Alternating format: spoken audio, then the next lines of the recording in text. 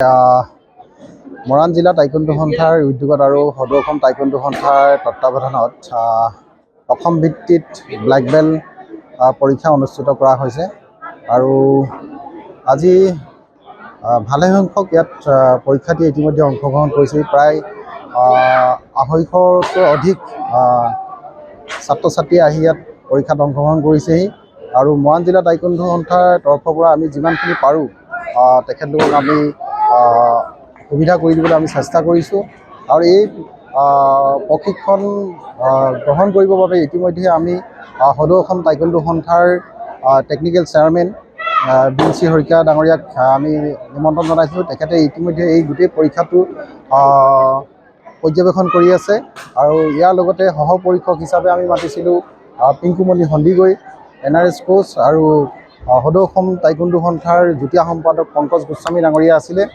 আৰু মৰাণ জিলা টাইকোণ্ডো সন্থা তথা সদৌ অসম টাইকোণ্ডো সন্থা উপসভাপতি হিচাপে মই নিজেই পঞ্জীয়ক হিচাপে ইয়াত উপস্থিত আছোঁ। গতিকে আমি খুব আনন্দিত হৈছোঁ যে সদৌ অসম ভিত্তিত পোনপ্ৰথমবাৰৰ বাবে মৰাণত এই প্ৰতিযোগিতা অনুষ্ঠিত হৈছে আৰু উজনি অসমৰ যিসকল আমাৰ খেলুৱৈ আছে যথেষ্ট এইখিনি ক্ষেত্ৰত উপকৃত হৈছে।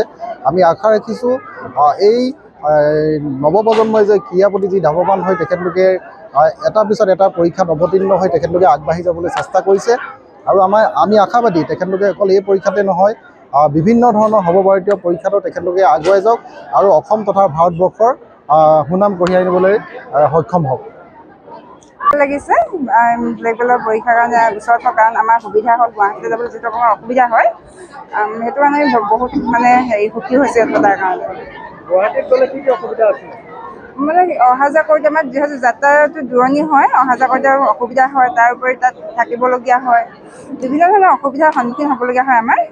সেয়াই আৰু ইয়াত আমাৰ কাৰণে সুবিধা হৈছে। গুৱাহাটীত আমাৰ খৰচটো বেছি হয়, তাত আমাৰ 4 দিন 5 দিন থাকিব লাগে। আজি আমি ৰাতিপুৱা আহিছোঁ, এতিয়া আমাৰ ধৰক টাইমটো চাই লৈছোঁ আপোনাক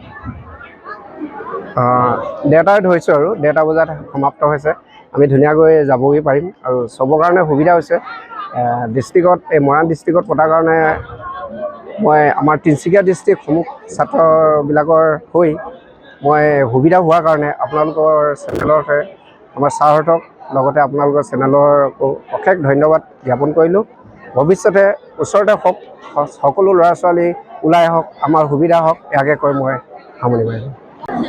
খুব ভাল লাগিছে। পোনপ্ৰথমবাৰৰ বাবে আমাৰ ব্লেক বেল্ট এক্সাম সদৌ অসম টাইকোণ্ডো সন্থাৰ তৰফৰ পৰা আমাৰ উজনি অসমৰ এই মৰাণত আমাৰ কৰাবৰ বাবে ঠিক সিদ্ধান্ত গ্ৰহণ কৰিছে।